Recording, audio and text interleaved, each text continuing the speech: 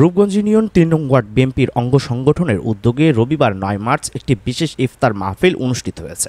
এ সময় উপস্থিত ছিলেন স্থানীয় রাজনৈতিক নেতৃবৃন্দ এবং বিএনপির বিভিন্ন স্তরের সদস্যরা।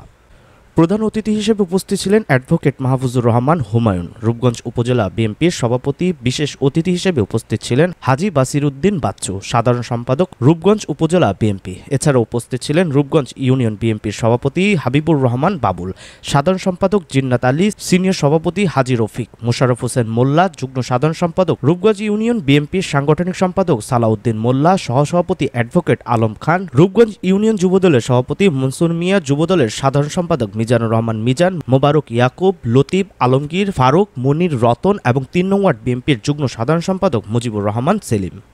অ্যাডভোকেট মাহফুজুর রহমান হুমায়ুন তার বক্তব্যে বলেন, ইফতার মাহফিলের মাধ্যমে সকলের মধ্যে ঐক্য ও সংহতির সেতুবন্ধন তৈরি হয়। আমাদের দল ও দেশ এগিয়ে যাবে যদি আমরা একসাথে কাজ করি এবং জনগণের পাশে দাঁড়াই।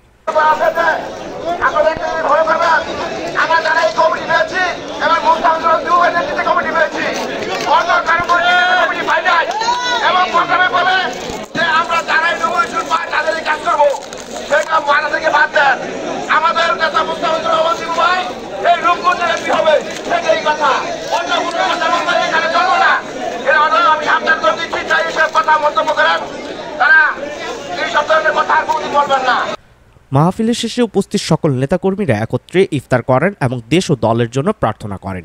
এই ইফতার মাহফিলটি রূপগঞ্জ ইউনিয়ন বিএনপির মধ্যে একটি সুসংগঠিত ও ঐক্যবদ্ধ পরিবেশ তৈরিতে সহায়ক হয়েছে। Mohammad Shariful Islam Robin, channel Muskan, digital desk.